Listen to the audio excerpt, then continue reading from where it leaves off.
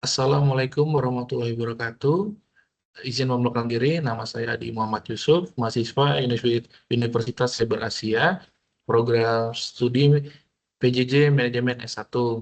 Pada hari ini saya ingin mempresentasikan eh, presentasi untuk ujian tengah semester eh, mata kuliah Ekonomi Mikro. Mohon izin, saya ingin share presentasinya.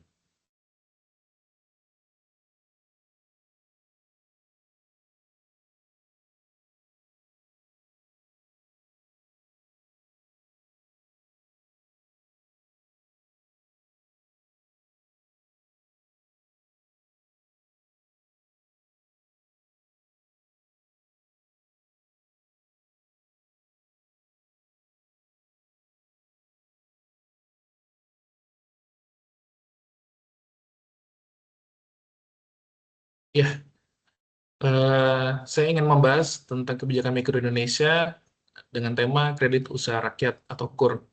Program KUR diluncurkan pada tahun 2007 pada era Presiden Susilo Bambang Yudhoyono untuk memberikan akses pembiayaan UMKM yang sulit mendapat kredit bank konvensional.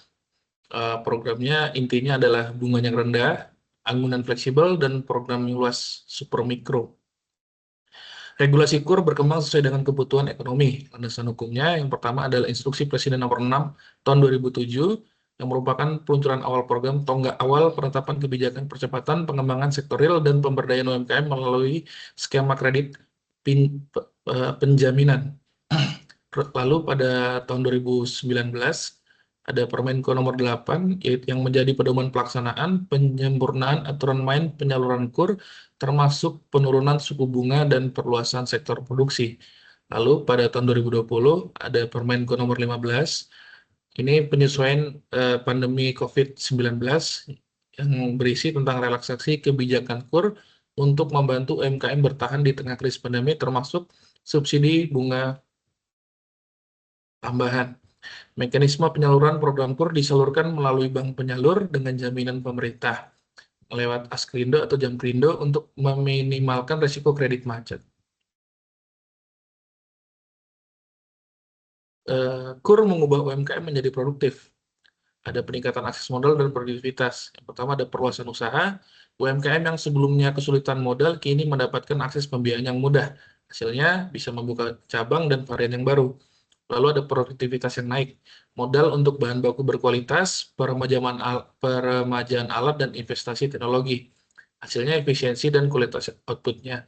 Lalu di sektor lapangan kerja, peningkatan skala usaha berdampak langsung pada kenaikan pendapatan. Hasilnya dapat menyerap tenaga kerja. KUR meningkatkan kualitas hidup keluarga, peningkatan kesejahteraan rumah tangga. Keuntungan usaha dari dana KUR tidak hanya meningkatkan bisnis, tetapi juga langsung berdampak pada kesejahteraan keluarga pelaku UMKM. Yang pertama, meningkatkan konsumsi yang meningkat. Pendapatan tambahan memungkinkan pemenuhan kebutuhan gizi, pendidikan, dan kesehatan yang lebih baik. Lalu mengurangi kemiskinan. Transformasi dari penerimaan bantuan menjadi penggerak ekonomi mandiri, mengurangi kerentanan sosial. Lalu ada stabilitas lokal, meningkatkan ketahanan ekonomi mikro di lingkungan sekitar melalui arus kas usaha yang lebih stabil. Lalu KUR menciptakan efek berganda, stimulasi ekonomi lokal. Pertama, di hal belanja lokal, modal usaha yang disalurkan sebagian besar dibelanjakan kembali di pasar lokal untuk membeli bahan baku dan peralatan. Lalu perputaran uang. Terjadi percepatan sirkulasi uang di tingkat komunitas, meningkatkan likuiditas ekonomi desa dan kecamatan. Lalu di multiplier efeknya memberikan efek positif bagi pedagang lain, jasa transportasi dan penyedia jasa lokal pendukung lainnya. Untuk hasilnya ya ada transaksi real di pasar tradisional yang aksi nyatanya, ada velocity of money meningkat, dan ekosistem usaha tumbuh bersama. Tantangan KUR memerlukan perhatian yang serius. Ada 4 hambatan utama program. Yang pertama, risiko kredit macet. Potensi gagal bayar atau NPL cukup tinggi jika usaha debitur tidak berjalan sesuai dengan rencana atau terkena guncangan ekonomi. Lalu, literasi keuangan yang rendah. Banyak penerima kredit kurang memahami pengelolaan arus kas, sehingga dana produktif sering terpakai untuk konsumsi. Di sini perlu adanya pendampingan. Lalu untuk distribusinya belum merata. Akses perbankan masih sulit dijangkau di daerah terpencil 3T dan di luar Jawa, menciptakan ketimpangan penyaluran. Lalu ada beban subsidi APBN. Subsidi bunga yang ditanggung pemerintah cukup besar, membebani anggaran negara jika tidak diimbangi dengan dampak ekonomi yang real. KUR ini efektif namun perlu pengelolaan risiko yang baik.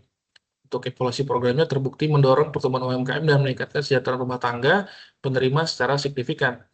Untuk kelebihannya, akses modal murah dan bersubsidi, persyaratan akuntan yang fleksibel, dan inklusif bagi masyarakat yang berpenghasilan rendah. Namun ada kekurangannya, yaitu risiko gagal bayar jika salah dikelola, perlu pendampingan yang intensif, dan distribusi yang belum merata di pelosok-pelosok. Kesimpulannya, KUR efektif bagi kebijakan mikro strategis. Keberhasilan jangka panjang sangat bergantung pada pengelolaan risiko yang hati-hati dan edukasi keuangan yang berkelanjutan. Sekian pemaparan dari saya. Terima kasih.